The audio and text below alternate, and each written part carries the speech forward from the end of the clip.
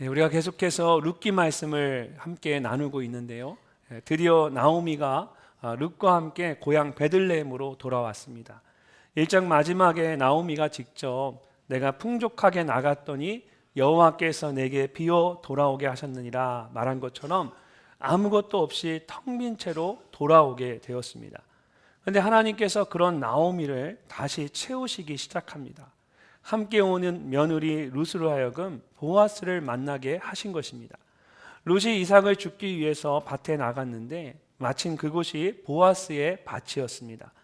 룻이 가서 베는 자를 따라 밭에서 이삭을 줍는데 우연히 엘리멜렉의 친족 보아스에게 속한 밭에 이르렀더라.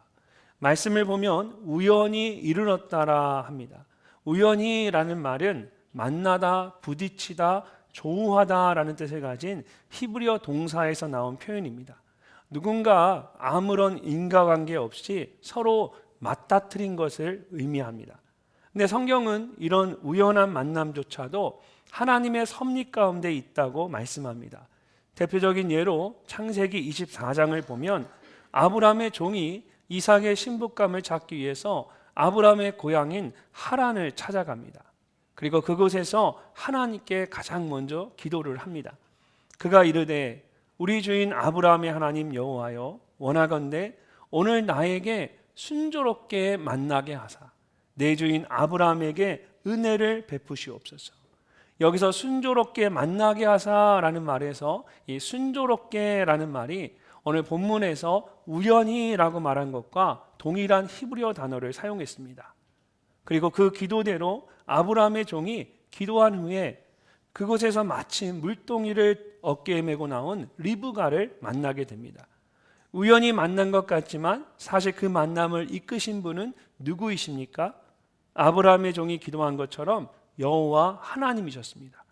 룻과 보아스의 만남도 마찬가지였습니다. 룻이 우연히 보아스의 밭에 이르렀던 것 같지만 사실은 그 우연조차도 하나님의 인도하신 가운데 있었습니다. 이어지는 말씀을 보면 마침 보아스가 베들레헴에서부터 와서라고 말합니다. 여기서 이 마침이라는 말은 시간적으로는 바로 그때를 의미합니다. 또한 감정적으로는 놀라움을 의미합니다. 그래서 이 말은 놀랍게도 바로 그때에 보아스가 그곳에 왔다는 것입니다. 보아스는 밭을 가진 주인이었기 때문에 그곳에 올 일이 그렇게 많지 않았습니다. 일반적으로 당시에 밭을 가진 주인들은 직접 밭을 돌보지 않고 일꾼들로 하여금 대신 밭을 돌보도록 했습니다. 그래서 자주 밭에 올 필요가 없었던 겁니다. 그런데 룻이 우연히 그 밭에 이삭을 주우러 왔고 마침 그때에 그 밭의 주인이었던 보아스가 오랜만에 밭을 보기 위해서 그곳에 온 것입니다.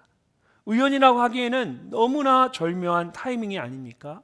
우연인 것 같지만 사실은 놀라운 하나님의 섭리였던 것입니다. 룻은 정말 특별한 의도 없이 이삭을 줍기 위해서 우연히 그 밭에 왔을 것입니다. 그리고 보아스는 아무 생각 없이 이전처럼 자신의 밭을 보기 위해서 잠시 왔을 뿐입니다. 근데 하나님께서 이런 우연을 통하여서 놀라운 하나님의 섭리를 경험하게 하신 것입니다. 이처럼 일상의 삶 속에서 놀라운 하나님의 섭리를 경험할 때가 있습니다. 우연처럼 일어나는 일들이 하나님의 섭리 가운데 특별한 의미를 갖게 되면서 우리의 평범한 일상이 특별한 인생으로 바뀌어지는 것입니다. 어떻게 하면 이렇게 일상 속에서 하나님의 섭리를 경험하는 은혜를 누리며 살아갈 수가 있을까요? 가장 먼저 은혜에 대한 기대를 가져야 합니다. 모압 여인이었던 룻이 자신의 시어머니 나오미를 따라서 유다 땅 베들레헴에 왔습니다. 2절을 보면 어느 날 룻이 나오미에게 이렇게 말합니다. 모압 여인 룻이 나오미에게 이르되 원하건대 내가 밭으로 가서 내가 누구에게 은혜를 입으면 그를 따라서 이삭을 주겠나이다 하니 나오미가 그에게 이르되 내 따라 갈지어다 하매. 떠난 지 10년 만에 나오미가 룻과 함께 다시 고향으로 돌아왔습니다. 그러나 그들에게 남은 것은 아무것도 없었습니다. 그런데 그때 놀랍게도 나오미가 아닌 룻이 먼저 나섭니다. 오늘 읽은 말씀을 보면 성경은 룻을 계속해서 모압 여인이라고 표현을 합니다. 나오미는 베들레헴 출신의 이스라엘 사람이었지만 룻은 모압 출신의 이방 여인이었습니다. 남편도 죽고 자식도 없이 이 시어머니인 나오미를 따라서 베들레헴에 온 것입니다. 어떻게 보면 아무것도 없이 돌아온 나오미보다 훨씬 더 불쌍한 사람이 룻이었습니다. 이방인의 여자의 홀로 남은 과부였기 때문입니다. 그런데 그런 룻이 먼저 일어나서 내가 밭으로 가서 이삭을 줍겠나이다 라고 말합니다. 이삭은 곡식이나 과일을 거둘 때에 땅에 흘렸거나 빠뜨린 나달들이나 과일들을 말하는 것입니다. 이스라엘의 율법을 보면 곡식을 추수할 때에 그곳에 사는 사람들 중에 나그네나 고아나 과부와 같이 어려운 사람들을 위해서 밭에 이삭을 남겨두도록 했습니다. 너희가 너희의 땅에서 곡식을 거둘 때에 너는 반 모퉁이까지 다 거두지 말고 내 떨어진 이삭도 줍지 말며 내 포도원의 열매를 다 따지 말며 내 포도원에 떨어진 열매도 줍지 말고 가난한 사람과 거류민을 위하여 버려두라. 나는 너희의 하나님 여호와이니라. 놀랍게도 모압 여인이었던 룻이 이 하나님의 말씀을 기억하고 밭에 가서 이삭을 줍겠다고 말한 것입니다. 그러나 사실 이것은 생각처럼 쉬운 일이 아니었습니다. 하나님께서 율법으로 말씀하신 것이었지만 당시는 사람들이 자신의 소견에 옳은 대로 행동을 하던 사사시대였습니다. 사람들이 하나님의 말씀대로 할지도 잘 모르지만 이방 여인 혼자 나가서 어떤 일을 겪을지 알 수 없는 악한 시대였습니다. 그럼에도 불구하고 룻이 내가 밭에 가서 이삭을 줍겠나이다 라고 말할 수 있었던 이유는 무엇이었을까요? 2절 말씀을 다시 보시면 룻이 내가 누구에게 은혜를 입으면 이라고 말합니다. 모압 여인이었던 룻도 자신의 힘으로는 어떻게 할 수 없는 힘든 상황이라는 것을 잘 알았습니다. 그러나 하나님께서 누군가를 통하여 베풀어 주실 은혜에 대한 기대가 있었던 겁니다. 그 기대가 룻으로 하여금 용기를 내어서 나아갈 수 있도록 해주었습니다. 은혜란 값없이 주시는 하나님의 선물과 같은 것입니다. 아무것도 없는 룻이 끝까지 기대할 수 있는 것은 오직 하나님의 은혜뿐이었습니다. 만약 룻이 하나님의 은혜를 생각하지 못했다면 어떻게 되었을까요? 아무것도 하지 못하고 절망 가운데 주저앉았을 것입니다. 그런 룻을 다시 일으켜 세운 것은 바로 하나님의 은혜에 대한 기대였습니다. 이처럼 은혜에는 다시 일으켜 세우는 힘이 있습니다. 오직 하나님의 은혜만이 아무것도 없는 나를 다시 일으켜 세울 수가 있습니다. 그러므로 주저앉은 나의 삶이 다시 일어서려면 룻처럼 내 안에 하나님의 은혜에 대한 기대가 있어야 합니다. 이삭을 줍기 위해 집을 나서는 룻의 모습을 깊이 묵상하다 보면 마태복음 15장에 나오는 가나안 여자의 모습을 떠올리게 됩니다. 예수님께서 두로와 시돈 지방을 지나가실 때에 가나안 여자 한 명이 멀리서 무릎을 꿇고 간절히 외쳤습니다. 주 다윗의 자손이여 나를 불쌍히 여기소서. 내 딸이 흉악하게 귀신 들렸나이다. 가나안 여자가 소리를 지르며 간청을 하는데 그것이 얼마나 간절했으면 제자들이 안타까운 마음에 예수님께 물었습니다. 우리 뒤에서 소리를 지르는 저 여자를 어떻게 해야 하지 않겠습니까? 그러자 예수님께서 이렇게 대답하십니다. 예수께서 대답하여 이르시되 나는 이스라엘 집에 잃어버린 양 외에는 다른 데로 보내심을 받지 아니하였노라. 예수님 자신은 이스라엘 민족을 구원하기 위해 오셨다라는 것입니다. 그래서 지금은 가나안 여자와 같은 이방인까지 돌볼 수 없다는 것입니다. 그러자 가나안 여자가 예수님 앞에 무릎을 꿇고 다시 한번 간절히 도와달라고 요청을 합니다. 어떤 의도인지는 모르겠지만 예수님께서 그런 가나안 여자에게 더 가혹하게 말씀을 하십니다. 자녀의 떡을 취하여 개들에게 던짐이 마땅하지 아니하니라. 간청하는 가나안 여자를 마치 개로 비유해서 말씀하신 겁니다. 보통 사람이라면 이미 포기하고 돌아갔을 것입니다. 아니 원망과 저주를 퍼부었을 것입니다. 근데 가나안 여자는 그렇게 하지 않았습니다. 오히려 더 간절히 예수님께 간청합니다. 주여, 올소이다마는 개들도 제 주인의 상에서 떨어지는 부스러기를 먹나이다. 가나안 여자의 고백은 정말 놀라웠습니다. 상에서 떨어지는 부스러기 같은 작은 은혜라도 내게 베풀어 달라는 것입니다. 예수님께서 그 고백을 들으시고 크게 놀라셨습니다. 그래서 가나안 여자를 축복하시고 그녀의 소원대로 딸을 고쳐주셨습니다. 이처럼 우리의 마음에도 하나님께서 주실 은혜에 대한 간절함과 기대가 있어야 합니다. 그럴 때 우리가 다시 일어설 수 있을 뿐만 아니라 놀라운 하나님의 섭리를 경험할 수가 있습니다. 이번 한 주간도 나의 삶과 가정 가운데 베푸실 하나님의 은혜를 기대하며 하루하루를 살아가는 여러분이 되시기를 바랍니다. 그럴 때에 매일의 삶 속에서 하나님의 섭리를 경험하는 은혜가 여러분 모두에게 있을 줄로 믿습니다. 두 번째로 우리의 삶 속에서 놀라운 하나님의 섭리를 경험하기 위해서는 주어진 삶에 최선을 다해야 합니다. 나오미가 10년 만에 고향 베들레헴에 돌아왔지만 이미 남편과 두 아들이 죽고 할 수 있는 것이 아무것도 없었습니다. 함께 온 룻도 마찬가지였습니다. 모압 여인이 홀로 유다 땅에서 할 수 있는 일은 아무것도 없었습니다. 유일하게 할 수 있는 것은 다른 사람의 밭에 가서 은혜를 구하며 이삭을 줍는 것 뿐이었습니다. 그럼에도 불구하고 룻은 자신이 할 수 있는 그 한 가지 일에 최선을 다했습니다.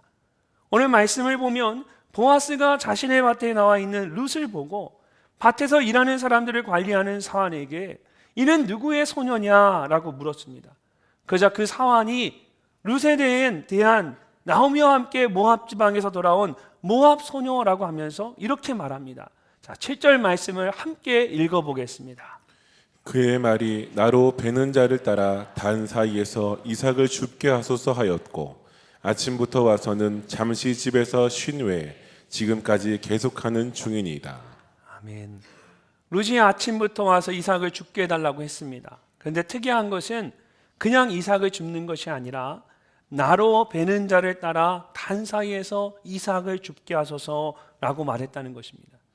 이것이 왜 이상한지를 알려면 당시에 추수를 하는 일반적인 모습을 먼저 알아야 합니다. 당시에는 밭에 남자들과 여자들이 함께 일을 했습니다. 남자들은 주로 곡식을 베고 여자들은 그것을 단으로 묶는 일을 했습니다. 남자들이 곡식들을 한 손으로 한 줌 정도 잡고 다른 손에 들린 낫으로 잘라서 땅에 내려놓으면 여자들이 그 뒤를 이렇게 따라다니면서 그것을 한 단씩 한 단씩 묶는 겁니다. 이렇게 베는 사람들과 묶는 사람들의 일이 모두 끝나면 단들을 밭에서 타작마당으로 옮기게 됩니다. 그리고 이삭을 줍는 사람들이 밭에 들어와서 이삭을 줄 수 있는 때는 이렇게 단들을 모두 타작마당으로 옮긴 후였습니다. 이런 일반적인 모습을 생각해 보면 베는 자를 따라다니며 단 사이에서 이삭을 줍게 해달라는 룻의 요청은 굉장히 용감한 것이었습니다. 추수를 모두 마친 후에 바닥에 떨어진 이삭을 줍는 것이 일반적인데 베는 자를 따라다니며 이삭을 줍게 해달라는 것은 아직 추수가 진행 중인 밭에서 그 단을 묶는 여자들보다 앞서 나아가서 이삭을 줍게 해달라는 것과 같았기 때문입니다. 그래서 이것은 밭에서 일하는 일꾼들이나 사환이 홀로 결정할 수 있는 일이 아니었습니다.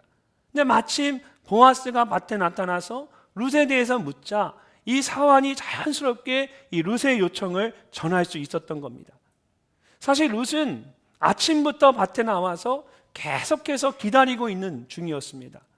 우리가 가진 개역개정 성경에는 지금까지 계속하는 중이니다라고 번역이 되어 있어서 마치 룻이 아침부터 지금까지 계속해서 이삭을 줍고 있는 것처럼 보이는데 사실은 그렇지 않았다라는 겁니다.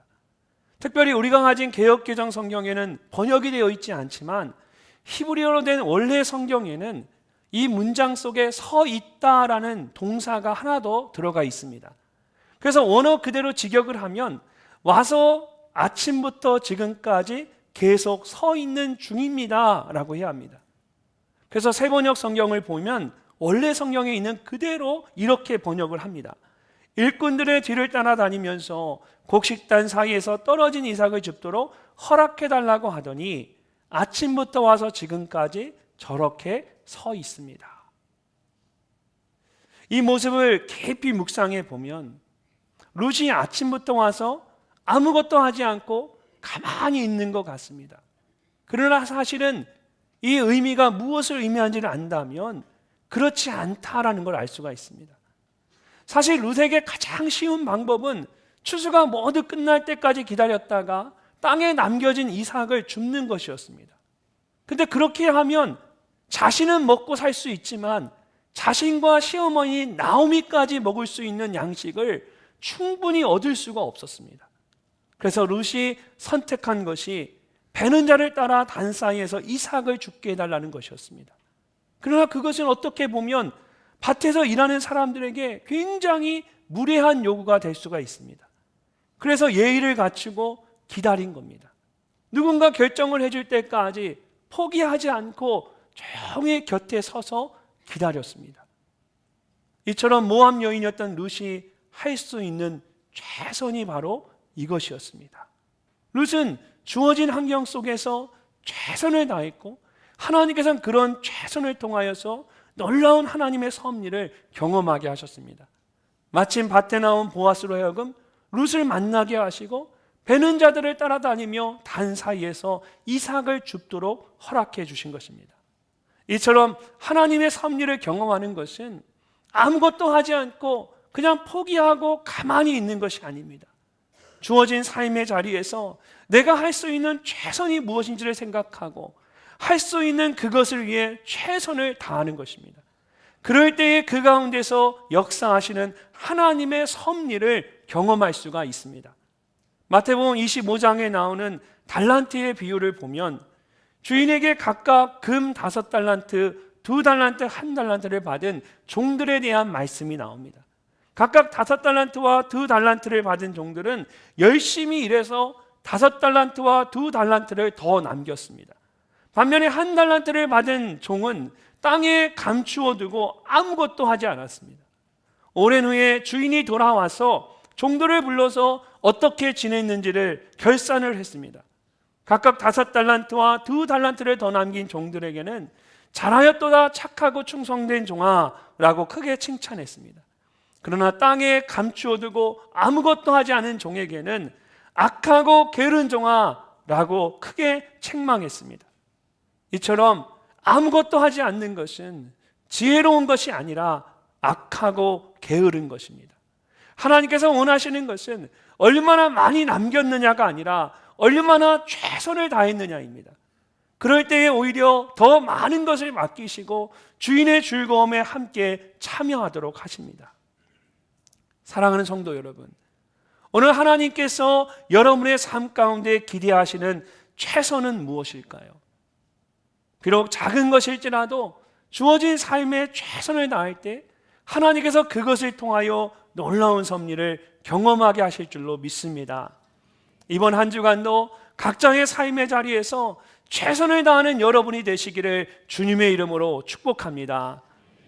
마지막으로 우리의 삶 속에서 놀라운 하나님의 섭리를 경험하기 위해서는 넉넉한 마음을 가져야 합니다. 룻이 은혜를 기대하고 최선을 다한다고 해도 가장 중요한 것은 보아스를 만나는 것이었습니다. 그렇다면 보아스는 어떤 사람이었을까요? 자, 1절 말씀을 함께 읽어보도록 하겠습니다. 나오미의 남편 엘리멜렉의 친족으로 유력한 자가 있으니 그의 이름은 보아스더라. 아멘. 보아스는 나오미의 남편이었던 엘리멜렉의 친척 중에 한 사람이었습니다. 이것이 중요한 이유는 엘리멜렉의 친척만이 나오미의 죽은 아들들을 대신해서 룻과 결혼해서 가문의 기업을 이을 수 있기 때문입니다. 근데 보아스는 친척이면서도 유력한 자였습니다. 여기서 유력한 자라는 말은 강한, 능한이라는 단어와 힘, 능력, 부유함이 합쳐진 단어입니다. 그 뜻을 풀어서 설명을 하면 능력이 있는 자, 힘이 있고 강한 자, 성품이 좋고 부유한 자라는 뜻이 됩니다. 보아스는 베들레헴에 있는 사람이라면 누구나 아는 부유하고 힘있고 성품이 좋은 사람이었습니다. 사실 성품도 좋고 능력도 있는 사람을 찾기가 쉽지가 않습니다. 보통은 능력이 있으면 성품이 좋지 않고 반대로 성품이 좋으면 능력이 없는 경우가 많습니다. 근데 보아스는 성품과 능력을 모두 갖춘 아주 믿음직한 사람이었습니다. 보아스라는 이름의 뜻도 문자적으로 해석을 하면 그 안에 힘이 있다입니다. 보아스 안에 힘이 있다라는 것입니다. 실제로 역대하 13장을 보면 성전 안에 두 기둥이 있는데 그 중에 한 기둥의 이름을 보아스라고 했습니다. 성전을 바치는 기둥과 같이 아주 듬직한 사람이란 뜻입니다. 룻이 이삭을 줍기 위해서 밭에 갔는데 마침 그곳이 보아스의 밭이었습니다. 그리고 바로 그때 보아스가 밭을 살피기 위해서 직접 나온 겁니다. 하나님께서 놀라운 섭리 가운데 두 사람을 만나게 하셨습니다. 4절 말씀을 보면 보아스와 밭에 있는 사람들이 먼저 서로 인사를 나눕니다. 마침 보아스가 베들레헴에서부터 와서 베는 자들에게 이르되 여호와께서 너희와 함께 하시기를 원하노라 하니 그들이 대답하되 여호와께서 당신에게 복 주시기를 원하나이다 하니라. 사람들이 만나면 서로의 안부를 묻고 인사를 하는 것이 아주 당연한 일입니다. 근데 룻기처럼 짧은 말씀 속에서 이렇게 일상적인 인사를 자세히 기록해 놓았다는 것은 이것이 보아스를 설명하는 아주 중요한 부분이기 때문입니다. 밭에서 일하는 사람들은 모두 보아스가 고용한 일꾼들이었습니다. 근데 보아스가 먼저 정중하게 그들에게 인사를 했습니다. 여호와께서 너희와 함께 하시기를 원하노라. 그들에게 하나님의 임재가 가득하기를 축복한 겁니다. 그러자 밭에서 일하는 사람들도 보아스를 축복하며 인사를 합니다. 여호와께서 당신에게 복 주시기를 원하나이다. 얼마나 아름다운 모습입니까? 우리 옆에 있는 분들 한번 인사해 볼까요?